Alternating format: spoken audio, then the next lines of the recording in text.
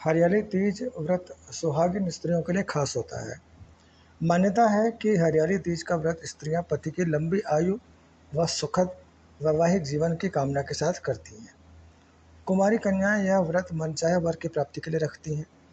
इस साल तृतीया तिथि 26 जुलाई रात्रि 10:41 से प्रारंभ और 27 जुलाई रात्रि 10:41 पर समाप्त होगी। उदया तिथि के अनुसार हरियाली तीज व्रत 27 जुलाई रविवार को रखा जाएगा। 27 जुलाई 2025 के मुहूर्त: सूर्योदय सुबह 5:40 पर, सूर्यास्त शाम 7:15 पर, ब्रह्म मुहूर्त सुबह 4:16 से 4:58 तक। भगवान शिव की पूजा का प्रातःकालीन मुहूर्त सुबह 4:37 से 5:40 तक। अभिजीत मुहूर्त दोपहर 12 बजे से 12:55 तक। 27 जुलाई 2025 को रवि योग का शुभ संयोग बन रहा है, जो शाम 4:23 से अगले दिन सुबह 5:40 तक रहेगा। हरियाली तीज पूजा विधि: सुबह जल्दी उठकर स्नान करें और स्वच्छ वस्त्र धारण करें। पूजा घर को साफ करें। संभव हो तो गोबर का लेपन करें और गंगा जल छिड़ककर पवित्र करें। घी का दीपक जलाकर व्रत का संकल्प लें। निर्जला व्रत रखने का संकल्प करें या फलाहार व्रत का।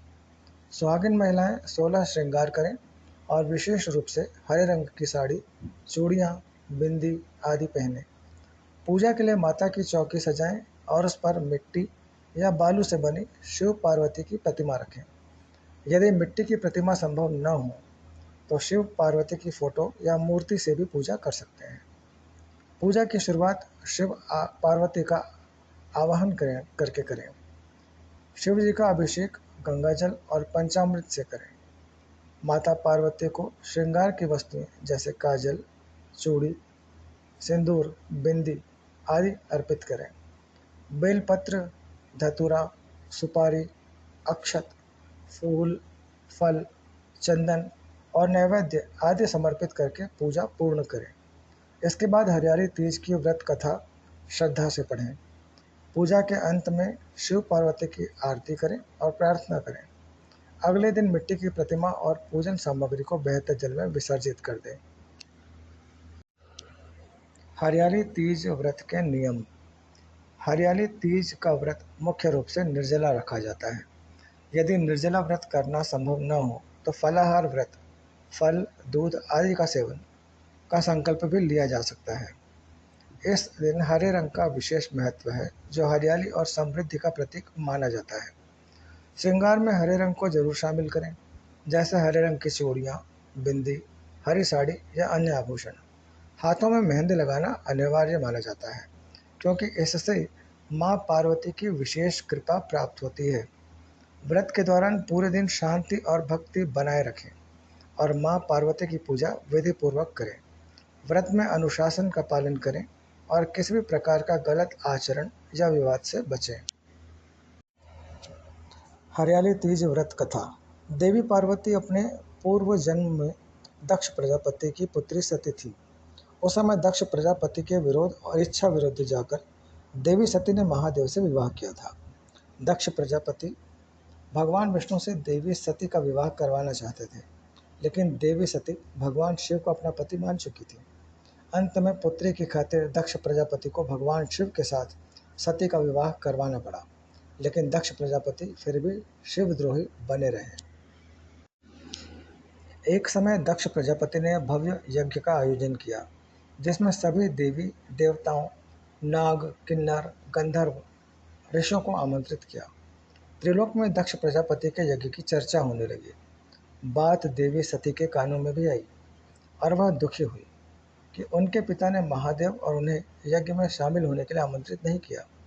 इस बात से देवी सती को बहुत दुख हुआ और वह फिर भी बिना बुलाए पिता के यज्ञ में जाने की जिद करने लगी। महादेव ने देवी सती से कहा कि हे देवी, बिना बुलाए पिता के घर जाने से भी मान सम्मान की हानि होती है, इसलिए मेरी बात मानो और तुम न जाओ।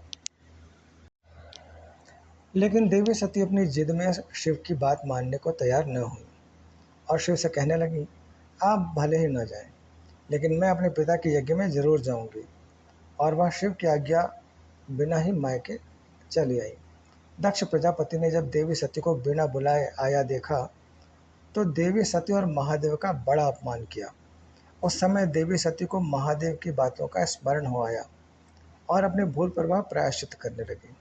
सती ने कहा कि महादेव के मना करने पर भी मैं यहाँ आई और मेरे कारण मेरे पति का अपमान हुआ है। अतः अब किस मुंह को लेकर मैं शिव के समक्ष जाऊंगी।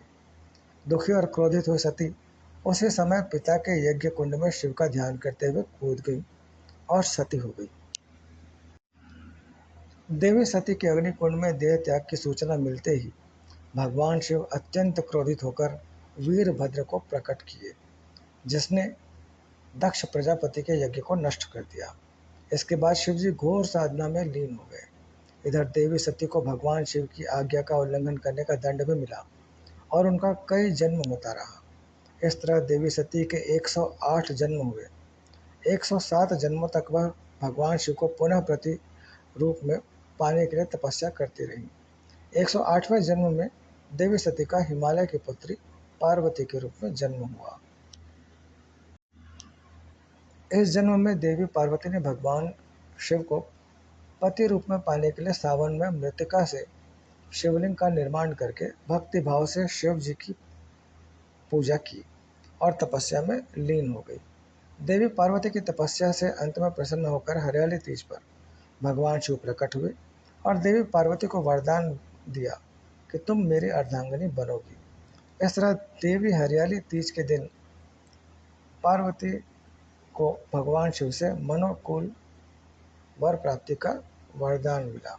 इसके बाद भगवान शिव ने देवी पार्वती के आग्रह पर कहा कि जो भी कुंवारी कन्या हरियाली तीज का व्रत करके भगवान शिव और देवी पार्वती की पूजा करेगी उसे कामना के अनुसार सुयोग्य पति की प्राप्ति होगी।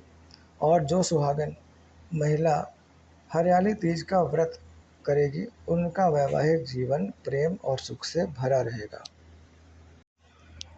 तो मित्रों, अगर आपको ये वीडियो पसंद आया हो तो इसे लाइक करें, शेयर करें और आगे भी हरियाली तीज और हमारी संस्कृति से जुड़े ऐसे ही रोचक विषयों के बारे में जानकारी के लिए चैनल को सब्सक्राइब जरूर करें।